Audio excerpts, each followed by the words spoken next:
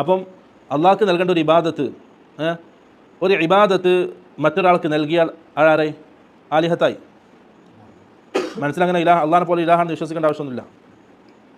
അള്ളാഹ്ക്ക് കൊടുക്കേണ്ട ഒരു ഇബാദത്ത് അള്ളാഹു അല്ലാത്ത ഒരാൾക്ക് കൊടുത്താൽ അതെന്തായി? ആ ഇബാദത്ത് കൊടുക്കപ്പെട്ട ആൾ ആലിഹത്തായി, ഇലാഹായി. അപ്പോൾ അള്ളാഹ്ക്ക് കൊടുക്കേണ്ട ഇതെന്ത് ചെയ്തു? ഒരു ഇബാദത്ത് ഒരാൾക്ക് കൊടുത്താൽ ഓൻ ആലിഹത്തായി. അതാണ്. അപ്പോൾ അദ്ദേഹം ചോദിക്കുകയാണ്, അത്തഖിദു മിൻ ദൂനിഹി ആലിഹ, അള്ളാഹു അല്ലാത്തവരെ നിങ്ങൾ ആലിഹത്തായി അഥവാ ഇബാദത്തുകൾ അർപ്പിക്കുന്നവരെ നിങ്ങൾ സ്വീകരിക്കുകയോ? എന്നിട്ട് ബാക്കി വാക്ക് നോക്കിക്കോ.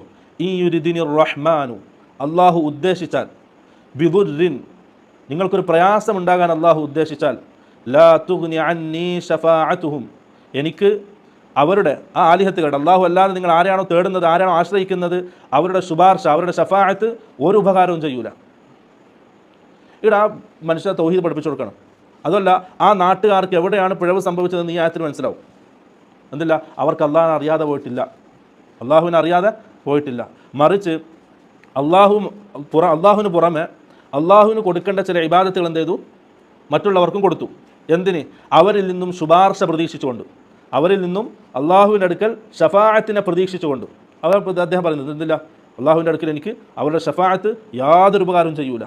വലാ യുൻഖിദൂൻ, അവർ എന്നെ രക്ഷപ്പെടുത്തുകയുമില്ല.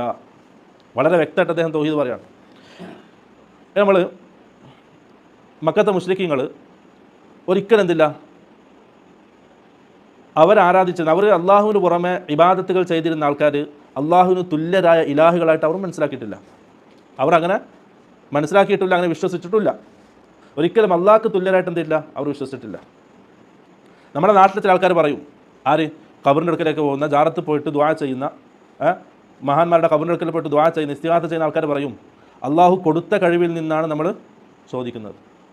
പഠിക്കാനുണ്ട്, ശരിക്കും മനസ്സിലാക്കാനുണ്ട്. അള്ളാഹുവിന് കൊടുക്കാനുള്ള കഴിവുണ്ടോ? ഉണ്ട്. ഇന്നല്ലാഹു അലാ കുല്ലി ഷൈഇൻ ഖദീർ, അള്ളാഹു എല്ലാത്തിനും കഴിവുള്ളവനാണ്. അപ്പം മരത്തിനെ സംസാരിപ്പിക്കാൻ അള്ളാഹു കഴിവുള്ളവനാണ്, കല്ലിനെ സംസാരിപ്പിക്കാൻ അള്ളാഹു കഴിവുള്ളവനാണ്, മരിച്ച ഒരാളെ സംസാരിപ്പിക്കാൻ അള്ളാഹു കഴിവുള്ളവനാണ്, ആ മരിച്ച ഒരാൾക്ക് എന്തൊക്കെ ചെയ്യാൻ കഴിവ് കൊടുക്കാൻ അള്ളാഹു കഴിവുള്ളവനാണ്. അങ്ങനെ കൊടുത്ത കഴിവിൽ നിന്നാണ് ഞാൻ ചോദിക്കുന്നത്. അപ്പോൾ പറയുമ്പോൾ ഇങ്ങനെ ആശയക്കുഴപ്പമല്ല, കൊടുത്ത കഴിവെന്നല്ലേ.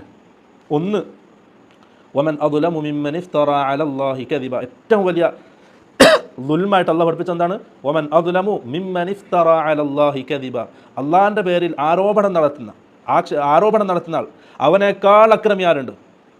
അപ്പം അള്ളാഹു അങ്ങനെ കൊടുത്തതായിട്ട് ഖുർആനിൽ അല്ലാഹു പറഞ്ഞിട്ടില്ല, സഹിഹായ ഹദീസിലും അള്ളാഹു പറഞ്ഞിട്ടില്ല, ഇന്നൊരാൾക്ക് ഇന്ന കഴിവ് കൊടുത്തിട്ടുണ്ട്, ഇന്നാൾക്ക് ഇന്ന കഴിവ് കൊടുത്തിട്ടുണ്ട്. അങ്ങനെ കൊടുത്തു എന്നൊരാൾ പറഞ്ഞാൽ അത് അള്ളാഹിൻ്റെ പേരിലുള്ള കളവാണ്. അതിൻ്റെ പേരിലാണ് നാളെ ആഖിറത്തിൽ ചോദ്യം ചെയ്യപ്പെടുന്നത്.